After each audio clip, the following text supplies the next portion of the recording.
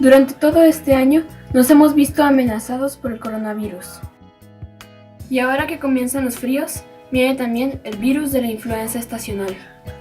¿Cómo hacer para enfrentar con éxito a estos dos patógenos? El día de hoy, en Cuidando mi Salud, la influenza y el COVID-19. Comenzamos.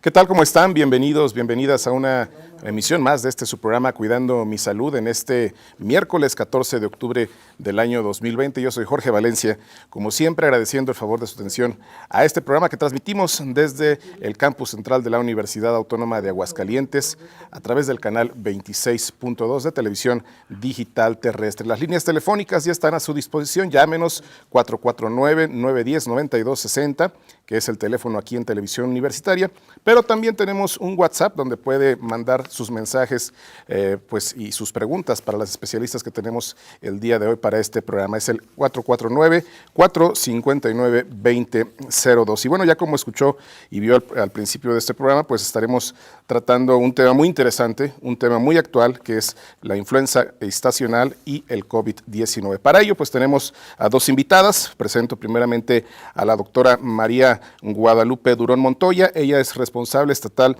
del programa de vacunación estatal del ICEA. ¿Qué tal? ¿Cómo está? Hola, muy bien, doctora? Muchas gracias. Gracias por acompañarnos. Gracias por la invitación. También saludo con mucho gusto a la doctora Claudia Rosales Quesada. Ella es responsable estatal del programa para la prevención y control de enfermedades respiratorias e influenza. Muchas gracias por estar con nosotros. Y bueno, primeramente para que nuestro público las conozca un poquito, que nos platiquen pues dónde estudiaron, dónde están realizando su trabajo, qué es lo que realizan en su trabajo, así rápidamente. Doctora Claudia. Bueno, yo egresé de la Universidad Cuauhtémoc. Actualmente estoy laborando en la Secretaría de Salud. Estoy, como ya lo comentó, en el programa para la prevención y control de enfermedades respiratorias e influenza. Ahí el programa se divide en dos. Vemos lo que son las enfermedades respiratorias agudas, que abarca lo que es neumonías e influenza, se nos une COVID, y lo que son las enfermedades respiratorias crónicas, que abarca lo que es asma y EPOC. Muy bien, muchas gracias. Doctora Guadalupe. Bueno, yo también soy egresada de la Universidad Cuauhtémoc. Soy médico cirujano integral. Actualmente curso la maestría de salud pública, que ya estamos por terminar. Y bueno, dentro de la Secretaría de Salud, ahorita soy la responsable estatal del programa de vacunación. Nosotros nos encargamos de gestionar las vacunas tanto a nivel federal como a nivel estatal para poder ofrecer este beneficio a la población que no tiene alguna seguridad social, como antes era el Seguro Popular, ahora la población que no cuenta con alguna seguridad social como tal. Y nosotros llevamos a cabo la aplicación de la vacuna, más bien de las vacunas, por diferentes grupos de edad, por diferentes municipios o localidades, y estamos monitoreando las coberturas que tenemos, dependiendo del biológico que aplicamos, por grupos de edad, y pues esperando tratar de controlar las enfermedades que son prevenibles por medio de la vacunación. Perfecto, muchas gracias. Y bueno, pues a lo largo del programa estaremos hablando pues de los virus, pero vamos ahora a una cápsula que habla precisamente de ellos.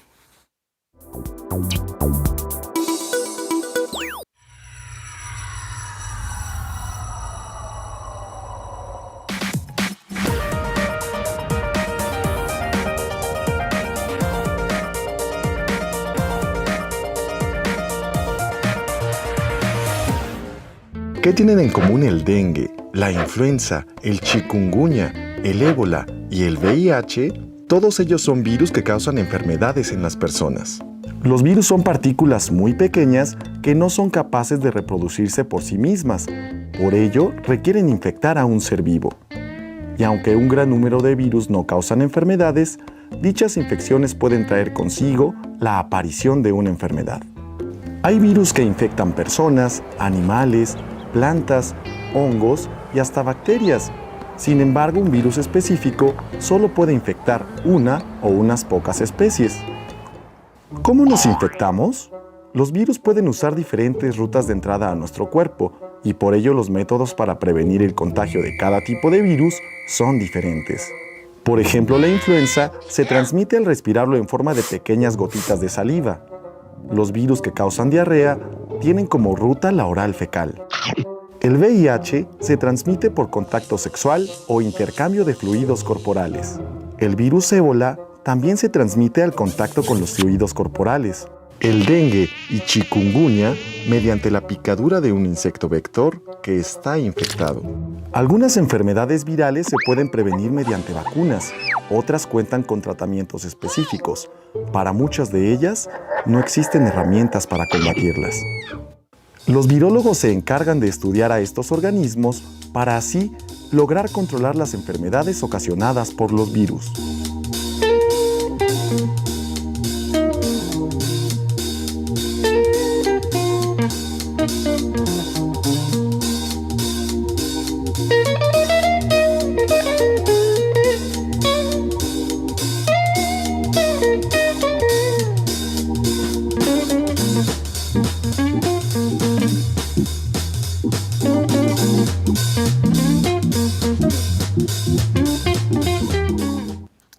Bueno, pues ahí con esta cápsula vimos lo que es en general los virus, pero me gustaría que nos especificaran un poco más sobre esto. Doctora Guadalupe, ¿empezamos o doctora Claudia? Sí, claro. Bueno, la palabra virus proviene del griego que significa toxina o veneno. Los virus son un conjunto de partículas que están conformadas por proteínas de ADN y de ARN. Estos son... no son como tal seres vivos, son acelulares y necesitan más bien de una célula para poder sobrevivir y para poderse replicar. Doctora Guadalupe, ¿hay diferencia entre virus y bacterias? Sí, definitivamente. Como mencionó la doctora Claudia, los virus no están catalogados como tal, como microorganismos vivos. Existe una diferencia que los hace de cierto modo vivos o no vivos. Las bacterias, por ejemplo, tienen una membrana celular, mientras que los virus solamente los recubre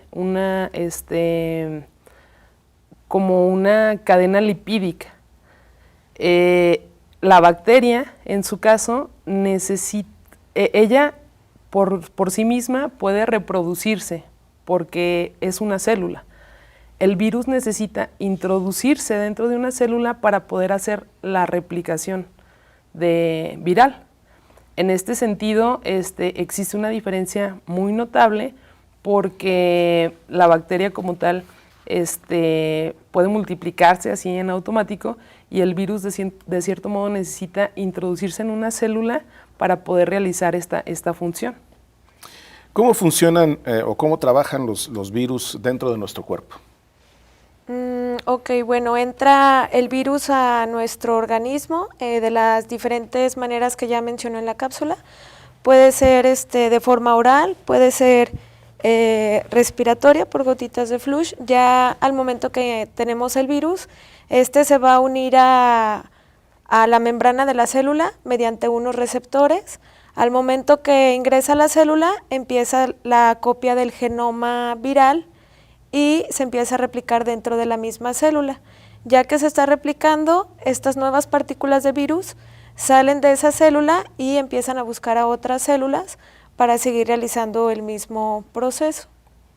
Y bueno, cuando entran a nuestro organismo estos virus, pues obviamente nuestro cuerpo reacciona. ¿Cuáles serían los síntomas que presenta nuestro organismo con la entrada de estos virus? Bueno, específicamente de los virus respiratorios, en este caso, por ejemplo, pongo el ejemplo de de influenza, empezamos con manifestaciones clínicas o señales clínicas que produce nuestro organismo en mecanismo de defensa.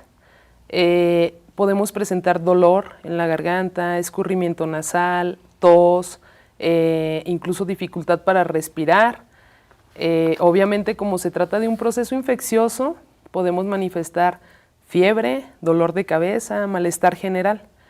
Dependiendo del virus como tal, son las manifestaciones clínicas que se pueden identificar en el cuerpo.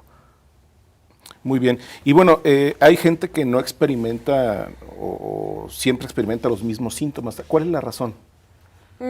Bueno, aquí dependen muchos factores. Uno de ellos es que depende mucho de la carga viral que esté teniendo la persona. Mientras mayor sea la carga viral, va a presentar más síntomas. Si la carga viral es menor, los síntomas van a ser menores. También es muy importante cómo se encuentra el sistema inmunológico, si existen enfermedades como obesidad, diabetes, hipertensión, alguna enfermedad como cáncer que deprime el sistema inmunológico, también ahí los síntomas van a ser mayores para esas personas. Muy bien, ahorita que habla del sistema inmunológico, ¿cómo actúa para combatir los virus? Bueno, nosotros a nivel sanguíneo tenemos diferentes tipos de protección. Específicamente, por ejemplo, los glóbulos blancos, que son los linfocitos y los leucocitos, hacen un reconocimiento de un microorganismo que es ajeno como tal a nuestro organismo y activa el sistema inmunológico. De esta manera, pues se abre un proceso grandísimo que trata de eliminar ese microorganismo ajeno que detectó nuestro cuerpo para poder detener el proceso infeccioso como tal.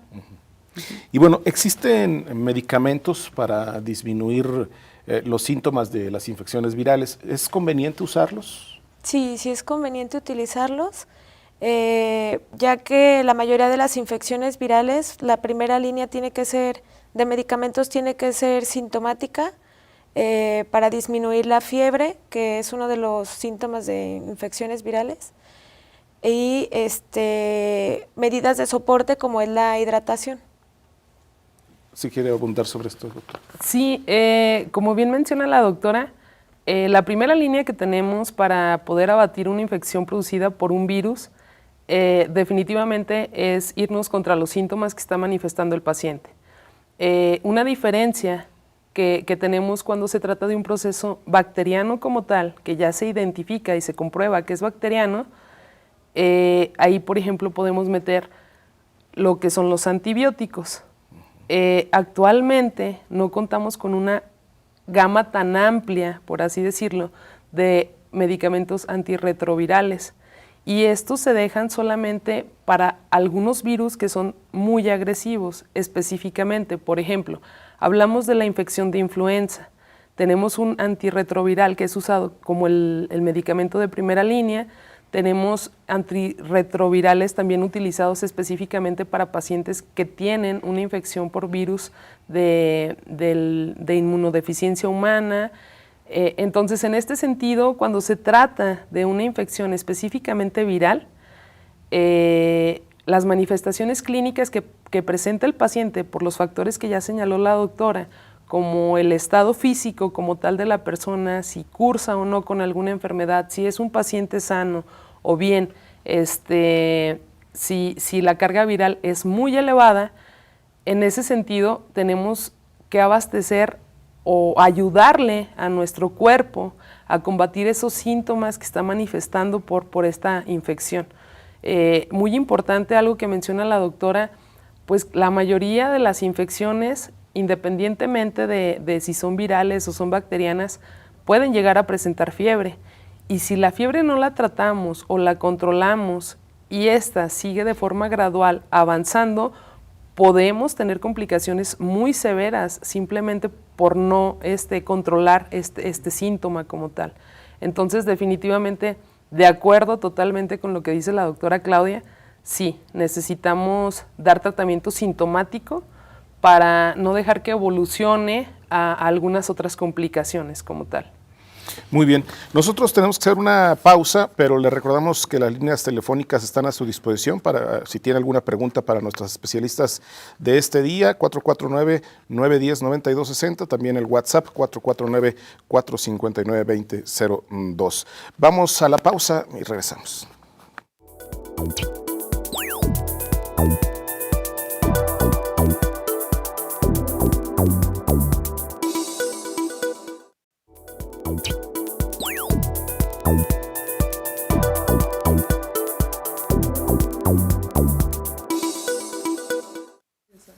Y hoy en nuestro programa de Cuidando mi Salud estamos tratando el tema de influenza estacional y COVID-19 y vamos a pasar ahora a una cápsula que habla sobre estos temas.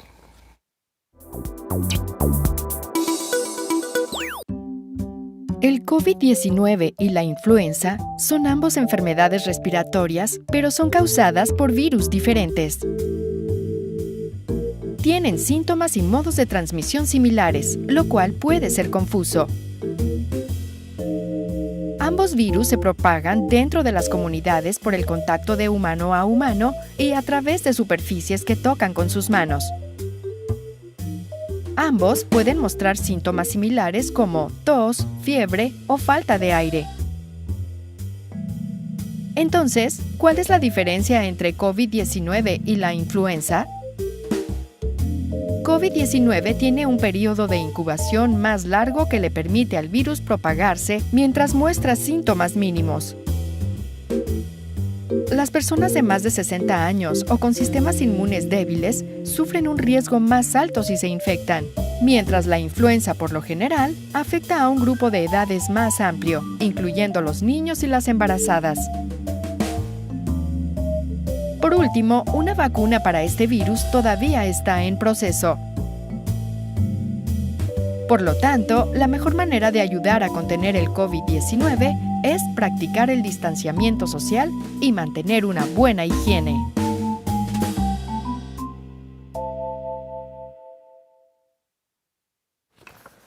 Pues bueno, muy interesante la información que maneja esta cápsula y bueno, continuando con nuestro programa y con las preguntas para nuestras especialistas de esta mañana, me gustaría preguntarles, ¿se puede contraer el mismo virus más de una vez?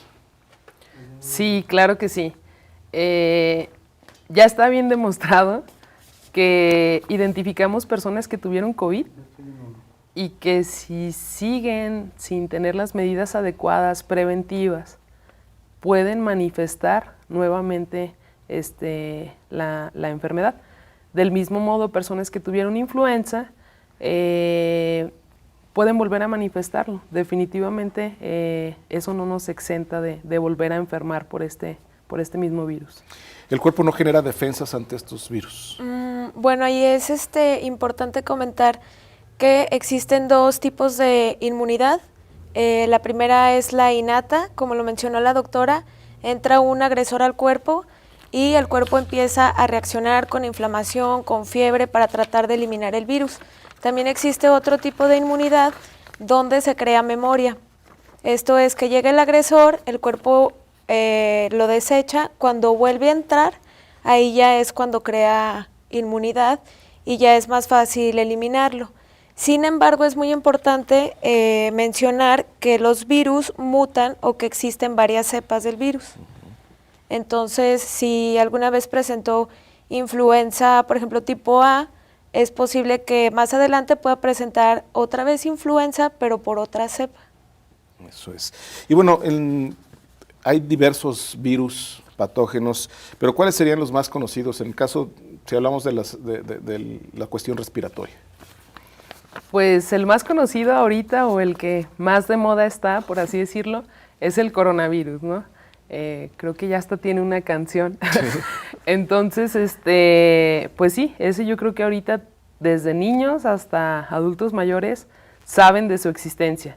Del mismo modo, pues también tenemos el virus de la influenza, que ahorita pues ya empieza a sonar. Esto suena cada año, sobre todo en temporada invernal. Y bueno, aquí en México en el 2009 tuvimos un brote, una pandemia que se hizo por la influenza tipo A H1N1, y creo que esa es muy conocida también por la mayoría de las personas. Definitivamente creo que esos son los más conocidos hablando de vías respiratorias y bueno, pues existen, como bien lo mencionó, muchísimos virus, como el virus del sarampión, el virus de la hepatitis, el VPH, el VIH, el ébola. Sí hay diferentes, pero específicamente considero que estos dos son los más conocidos, tanto por la población y ahorita los más estudiados por el personal de salud. Así es. Y bueno, sobre el virus de la influenza, ¿cuáles son las características que tiene este virus y de qué manera pues enferma nuestro organismo? Bueno, este virus está formado por ARN. Es un virus que se presenta de forma estacional, es decir, en cierta temporada del año nada más. Su circulación inicia a finales del mes de septiembre y circula hasta mediados de mayo. De mayo. Ajá, y la manera en la que afecta el organismo, pues da fiebre muy alta, puede ser hasta de 39 a 40 grados, puede ocasionar tos con expectoración, a comparación del coronavirus, que da una tos como más seca, puede causar congestión nasal y rinorrea, comparado con coronavirus que no causa rinorrea. ¿No es resistente o es resistente al calor este virus? ¿O por qué se da únicamente en temporada invernal? Es muy importante mencionar que específicamente hablando de influenza, el virus puede estar circulando todo el año y podemos tener alguna persona que presente influenza inclusive en abril, mayo, junio. Sin embargo, una de las cosas que puntualiza específicamente a influenza es que tiene una exacerbación, o sea, se empieza a levantar el número de casos en temporada invernal. Como bien menciona la doctora, nosotros en el sector salud hablamos de semanas epidemiológicas y específicamente cuando nosotros empezamos a ver que hay más incidencia de los casos o que empieza a presentarse en más personas, esta infección es a partir de la semana número 20 y concluye como tal, a partir de la semana número 40 y concluye hasta la semana 20 del próximo año. Específicamente, aquí estamos hablando del 29 de octubre, del 29 de septiembre hasta el 15 de mayo del próximo año. Esa temporada o este periodo de tiempo es cuando más está circulando el virus y obviamente empezamos a ver un mayor número de casos infectados por este virus, por esta enfermedad. Entonces, en ese sentido, sí tenemos que tener en cuenta que todo el año tenemos que cuidarnos definitivamente, pero ahorita que nos exponemos más a los cambios de temperatura, que de cierto modo somos más susceptibles a presentar enfermedades respiratorias de cualquier tipo, pues tenemos que estar muy al tanto y muy atentos, sobre todo por la infección de influenza. Muy bien. Y bueno, ahora hablando del coronavirus, ¿cuáles serían sus características? Bueno, el coronavirus en su superficie cuenta con unas espigas, que es lo que hace que parezca una corona, que es lo que le da el nombre de coronavirus. Hay distintos tipos de coronavirus, aunque ahorita se diga que es un virus nuevo, más que nada es porque es una cepa nueva, pero anteriormente ya existían diferentes tipos de coronavirus que causan enfermedades respiratorias leves. Sin embargo, existen dos variedades que causan más graves, que es la MERS y la SARS-CoV. Ahorita estamos en pandemia con la cepa de SARS-CoV. ¿Y de qué manera afecta a nuestro cuerpo? Bueno, el coronavirus, los síntomas, a diferencia de influenza, son de inicio más súbito, porque influenza los síntomas empiezan de forma gradual. Y en coronavirus son de inicio súbito, también hay fiebre, pero esta es menor que la influenza, esta es de 38 grados, menos de 39. La influenza sube de 39 hasta los 40 grados. El dolor de cabeza es menor que en influenza. y es de forma más intermitente. Además, como ya había comentado, la tos de coronavirus suele ser más seca, puede presentar la persona ronquera, fatiga, cansancio. En la influenza el dolor muscular y articular es mucho más fuerte que en el coronavirus. El coronavirus también se caracteriza por causar dificultad respiratoria, aunque sea de grado leve, llega a causar. Y algo muy característico del coronavirus es que puede causar anosmia, que es la pérdida de los olores, no se alcanzan a percibir olores, el olfato, y disgeusia, que es la pérdida del sentido del gusto, a diferencia de influenza y otros virus que sí pueden causar eso, pero más que nada es por la congestión nasal. En el coronavirus no, se pierde totalmente. ¿Y qué semejanzas podríamos mencionar entre las dos? Bueno, pues ambos se ha identificado que afectan las vías respiratorias. ¿Desde quién la produce? Estamos hablando de que ambas infecciones son producidas por un virus. De ahí en adelante, bueno, si hablamos de vías respiratorias, influenza específicamente ataca lo que es la vía respiratoria, generalmente se manifiesta en vías respiratorias altas y cuando se agrava la enfermedad, lastima lo que son las vías respiratorias bajas, como son los bronquios, los pulmones. Y bueno, en el caso de coronavirus, pues podemos identificar que tiene síntomas muy semejantes, hablando respiratoriamente. Sin embargo, también pues hemos podido identificar que pacientes que tienen COVID pueden manifestar diarreas, pueden manifestar otros síntomas no específicamente de vías respiratorias como tal. Muy bien, nosotros vamos a hacer otra pequeña pausa, pero antes le recordamos que estamos a través de Facebook Live, también ahí puede dejar las preguntas para nuestras especialistas de esta mañana, y bueno, le recordamos el teléfono de Televisión Universitaria 449-910-9260 y el WhatsApp 449-459-2002. Vamos a la pausa, regresamos.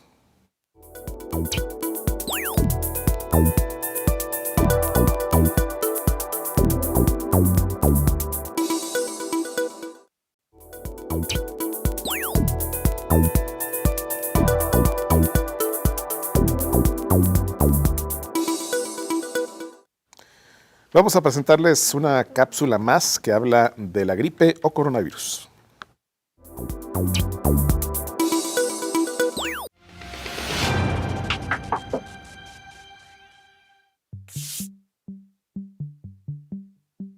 Una mañana te levantas con fiebre y dolor de garganta. Hace un año te habrías tomado un analgésico y no le habrías dado mayor importancia. Ahora una alerta salta en tu cabeza. ¿Será gripe o coronavirus? La gripe y la COVID-19 son dos enfermedades respiratorias causadas por virus. Comparten muchos síntomas y eso dificulta su diagnóstico. Fiebre, tos, fatiga, dolor de garganta, muscular y de cabeza. A veces congestión nasal. Son síntomas comunes en ambas enfermedades. Pero si perdemos el gusto o el olfato, tenemos erupciones cutáneas o diarrea, podríamos habernos contagiado de COVID. Cuando cogemos un resfriado, tenemos tos, mucosidad y estornudos. Puede que también dolor de garganta. La fiebre también nos da pistas. Es baja cuando tenemos un catarro y alta en los otros dos casos. Finalmente, hay una diferencia clave entre ambas enfermedades. La gripe tiene vacuna y la COVID todavía no. Con el antiviral no solo será más difícil coger la gripe, sino que además estaremos aliviando el sistema sanitario en plena pandemia. Este año, más que nunca, es importante vacunarse.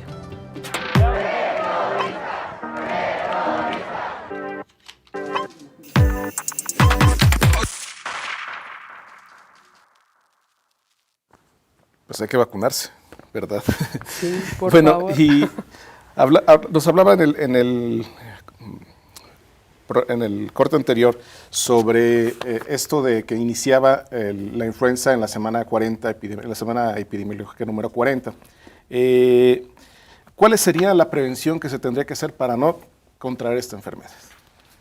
Hablando de influenza específicamente, pues son las medidas higiénicas que ya la mayoría de la población conocemos, como si tengo algún síntoma respiratorio, tos o estornudos, que sea estornudo de etiqueta, que es cubriendo con el antebrazo mi boca y mi nariz, o bien que si lo voy a hacer con la mano, tengo que utilizar un pañuelo desechable, tirarlo posteriormente a la basura y lavarme las manos.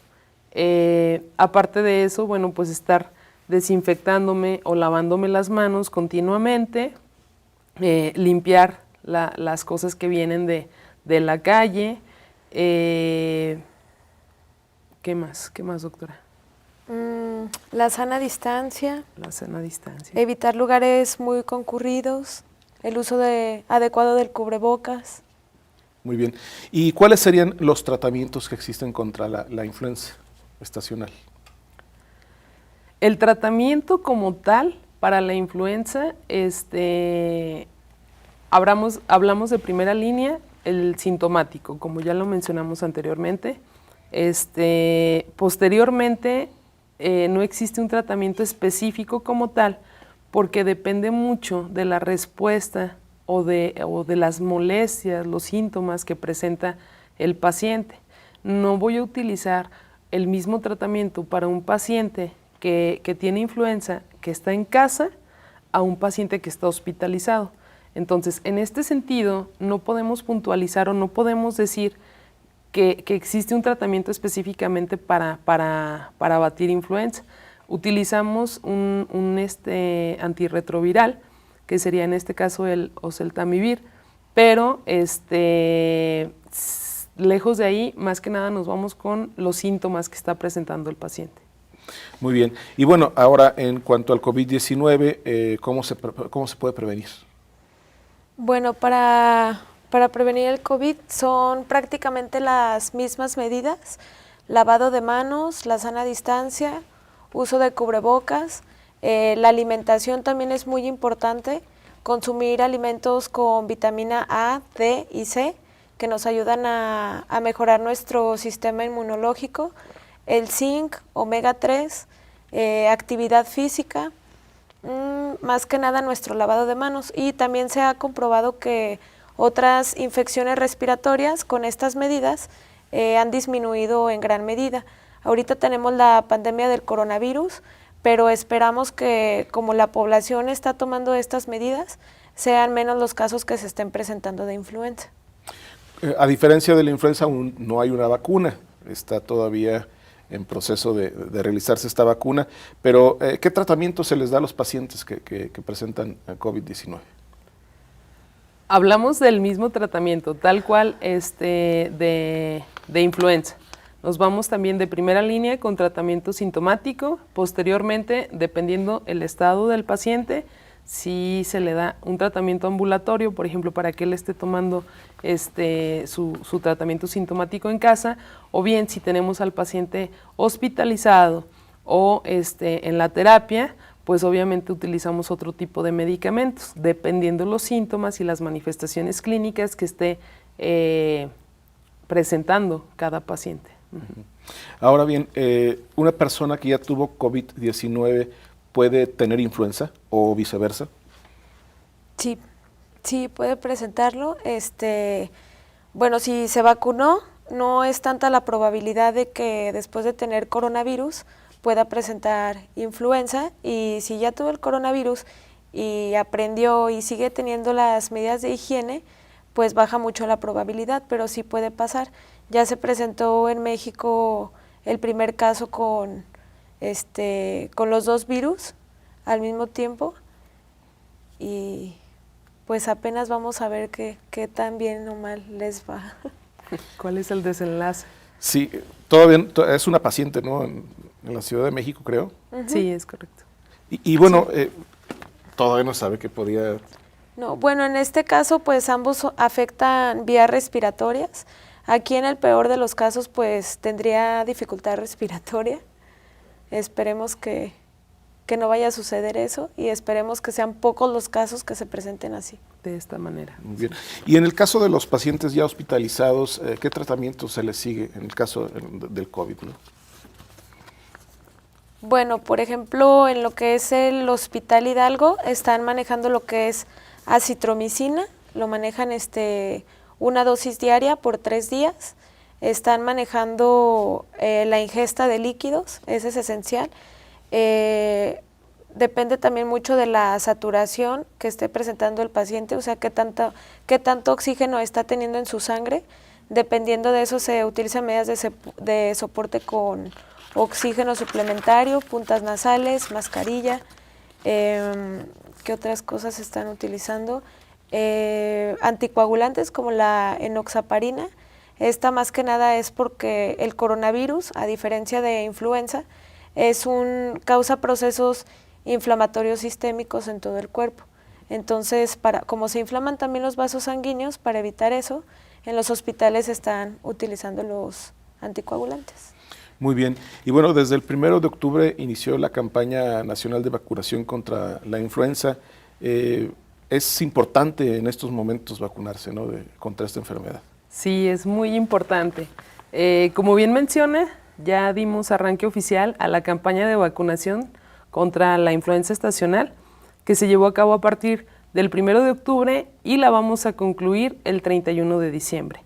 En estos 3 meses estamos ofreciendo la vacuna a los grupos vulnerables, a los grupos que se consideran como de riesgo para poder presentar este tipo de infección y de cierto modo tener complicaciones más fuertes o incluso hasta un desenlace fatal por la infección de influenza. Es muy importante vacunarse, de verdad. Yo creo que la mayoría de la población, si ya tuviéramos la vacuna de COVID, nos la estaríamos poniendo. Es importante ser conscientes de que si por el momento tenemos algún método que previene el presentar la enfermedad, o bien que si la presentamos no presente síntomas tan grandes, en ese sentido pues hay que vacunarnos, o sea, hay que aprovechar que ahorita ya tenemos afortunadamente la vacuna contra influenza y que bueno, esperemos que próximamente ya no tarde mucho la de COVID, ¿no? Hablaban de los grupos de riesgo. ¿Cuáles son ahorita estos grupos, los que se tienen que vacunar primeramente? Ok, bueno, estamos hablando específicamente de los extremos de la vida. La indicación que nos dan a nivel nacional en donde se clasifican estos grupos de riesgo son niños de 6 a 59 meses de edad, adultos mayores de 60 años y vamos, en este grupo que queda entre los 5 y los 59 años, personas que tengan alguna comorbilidad, como cuál, que tengan obesidad, que sean diabéticos, que tengan enfermedades cardíacas o cardiopatías, que tengan alguna enfermedad respiratoria crónica como asma, por ejemplo. Estamos hablando también de personas con enfermedades inmunodepresivas o inmunodeprimidas, que son como pacientes que tengan VIH, cáncer, artritis, lupus, por ejemplo. También estamos hablando de las mujeres embarazadas. Aquellas mujeres que se encuentran ahorita en un periodo de embarazo, en cualquier trimestre o a cualquier edad del embarazo, pueden recibir la vacuna. Y específicamente también, si yo ya me alivié, vamos, ya tuve a mi bebé y ahorita me encuentro en periodo de lactancia, también está indicada la vacuna. Como bien saben también, a nivel nacional ya se ha estado manejando que la primera línea o las primeras personas a quienes se iba a vacunar iba a ser el personal de salud. Y bueno, es muy importante aclararles que no es porque sean VIP o algo así, sino porque en realidad nosotros como personal de salud somos las personas que estamos en contacto con este grupo vulnerable. Entonces, si yo no estoy protegido y en cierto momento yo llego a infectarme de esta enfermedad y voy y vacuno a alguna persona que está inmunodeprimida, pues obviamente lejos de ayudar, le voy a pasar la infección y pues esto viene con más complicaciones, ¿no? Entonces es por eso que debemos entender que por eso se se determinó a nivel nacional que se iba a vacunar primero al personal de salud para después nosotros empezar a vacunar a toda la población, sobre todo vulnerable o más susceptible para contraer esta enfermedad. Muy bien, nosotros vamos a hacer otra pequeña pausa, no se vaya, continuamos con más de Cuidando mi Salud.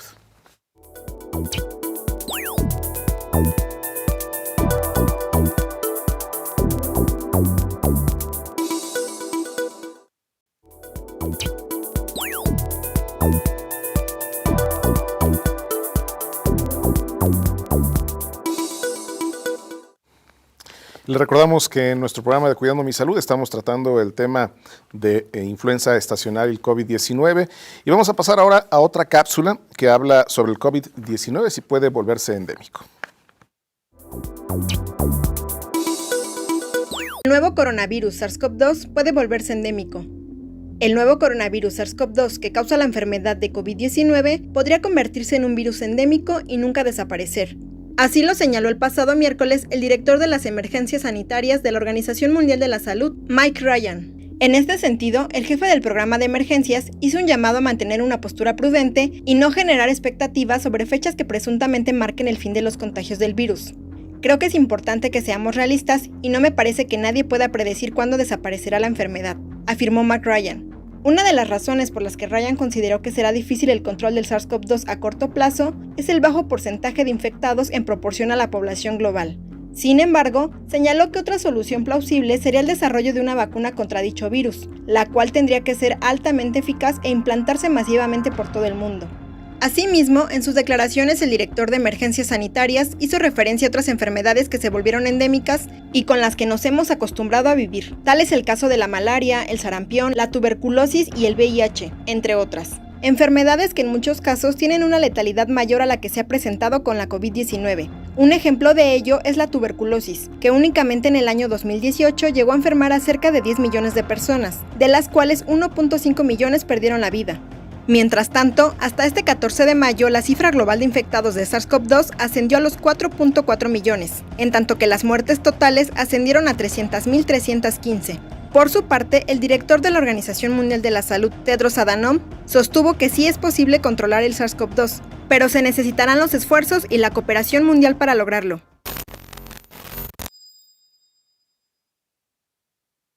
Y bueno, los números que manejó esta cápsula pues ya son de mayo a la fecha, pues ya es bastante lo que ha subido, lo que se ha incrementado las infecciones y las muertes por COVID. Claro.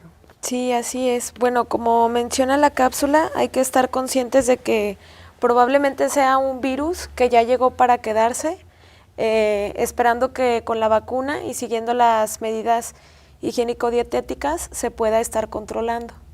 Muy bien. Y regresando a lo de las vacunas, ¿el vacunarse contra la influenza tiene algún beneficio para el COVID-19? Híjole, pues no, la verdad no. Estamos hablando de virus totalmente diferentes. Vamos, aunque sea un virus quien produce la enfermedad, pues hablamos de cosas totalmente diferentes. Mucha gente a lo mejor lo relaciona porque pues la mayoría de los pacientes que vemos que tienen COVID pues han presentado problemas respiratorios de cualquier tipo, ya sea desde rinorrea hasta dificultad para respirar. Sin embargo, no se trata del mismo virus. Como bien mencionó la doctora hace un momento, tenemos diferentes tipos de virus y aparte de eso todavía tenemos serotipos. O sea, son como unas subdivisiones entre los virus que hay. Entonces, bueno, pues la vacuna definitivamente está conformada por 3 serotipos, específicamente la de este año. Estamos hablando de influenza tipo A H1N1, influenza tipo A H3, N2 y la del tipo B. Entonces, pues no tiene nada que ver con el virus específicamente de COVID. Entonces, ¿nos causa alguna protección contra COVID? No, la realidad es que no. O hasta el momento no hay pruebas científicas o algo que podamos comprobar que sea de una manera diferente. Y bueno, existen en México muchas personas, bueno, y en todo el mundo, que no quieren vacunarse. Específicamente también contra la influenza, que dicen que les causa más daño. ¿Esto es cierto? ¿Es falso? Híjole, pues la verdad sí, lamentablemente tenemos personas o grupos antivacunas que lejos de ayudar, bueno, pues son las que propician a que haya brotes de enfermedades que ya se tenían controladas por medio de la vacunación. Lamentablemente, pues hemos visto brotes, por ejemplo, este año tuvimos un brote de sarampión, específicamente en la Ciudad de México, y esta pues era una enfermedad que ya habíamos controlado por la vacunación. Es muy interesante hablar de este tema porque, vamos, influyen aquí tanto muchas creencias como la cultura, como el autocuidado, como hasta la educación o la información que podemos tener. Específicamente hablando de la vacuna de influenza, sí, definitivamente a mí me ha tocado estar con pacientes a quienes le ofrecemos la vacuna y nos dicen que no, porque hace 3 años que se la pusieron, pues se enfermaron horrible de la garganta. Pero es de la garganta, no de influenza, pues. Entonces, posiblemente ya te ibas a enfermar, pero lo relacionamos, pues, con la influenza como tal. Es bien importante también darle a conocer a la población que actualmente la vacuna está conformada por virus muertos, por así decirlo, están inactivos. Estos 3 virus que conforman la vacuna están inactivos. De ese modo, pues no presentan o no pueden producir un proceso infeccioso. Las dosis que se manejan en la vacuna son específicamente para crear inmunidad, no para crear un proceso infeccioso. Tan es así que por eso las podemos colocar en pacientes que tienen enfermedades inmunodeprimidas, como pacientes con VIH, pacientes con cáncer, o sea, porque no pueden producir un proceso infeccioso como tal, sino son dosis así específicamente muy, muy puntuales para producir un reconocimiento y hacer una inmunidad de memoria, como bien lo mencionó hace rato la doctora también. Y bueno, ya decíamos que desde el 1 de octubre empezó esta campaña nacional de vacunación contra la influenza estacional. ¿Qué estrategias se están implementando desde el Instituto de Salud del Estado para llegar a la mayor población posible? Ok. Bueno, pues es muy importante hacer mención que la vacuna no la podemos adquirir en cualquier laboratorio ni con cualquier distribuidor de vacunas. Esta vacuna la mandan por parte de la Federación y bueno, en un inicio se tenía programado que la campaña iniciaría el 15 de octubre. Sin embargo, con métodos preventivos, consiguieron algunas dosis que arribaron al país y la iniciaron o se llegó al acuerdo de que iniciaría a partir del 1 de octubre. ¿Qué pasa? No ha llegado en la totalidad las dosis que se tienen programadas para el país. Esto pues obviamente ya lo hemos estado observando y hemos identificado que hay de cierto modo, desabasto en todas las entidades de esta vacuna. ¿Por qué? Pues porque todavía no arriba toda al país por parte del laboratorio. Entonces, en este sentido, bueno, pues una de las estrategias que se tienen planeadas en el sector, hablando tanto de nuestros compañeros del IMSS, del ISSSTE y de la Secretaría de Salud, pues es tratar de tener abastecidas las unidades de salud que tenemos en cada una de las instituciones. Sin embargo, bueno, pues hay que puntualizar que esto no depende nada más de nosotros. En algunas ocasiones nos llega a la Secretaría, en algunas ocasiones hacen entregas al IMSS o al ISSSTE.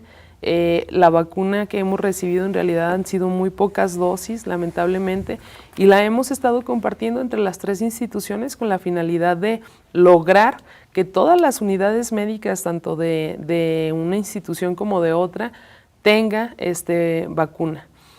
También es bien importante mencionar que la vacuna va dirigida específicamente para los grupos de riesgo que mencionamos. Y aquí tenemos que hacer mucha conciencia nosotros como población. Obviamente ahorita, pues a lo mejor a mí me da miedo de que mi hijo o mi hija se vaya a enfermar, y si ellos son personas sanas, difícilmente van a tener la enfermedad de influenza. Entonces tenemos que darle la oportunidad a las personas más vulnerables o a aquellas que entran dentro del grupo de riesgo para que reciban la vacuna.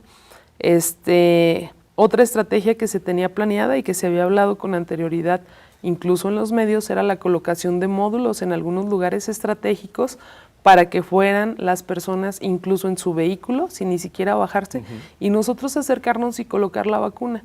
Lamentablemente esta estrategia no se ha echado a andar por el desabasto que hemos tenido.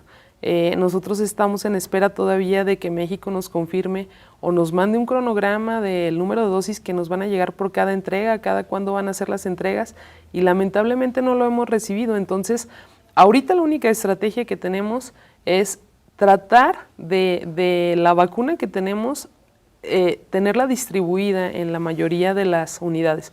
Obviamente ahorita pues la demanda es muy alta y en algunas unidades se acaba.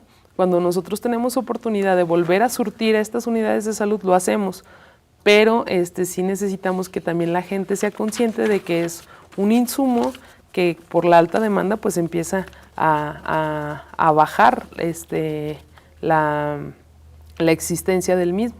Y sí, nos vamos a encontrar algunas unidades que no van a tener, o que en algún momento muchas no van a tener hasta que recibamos nuevamente vacuna.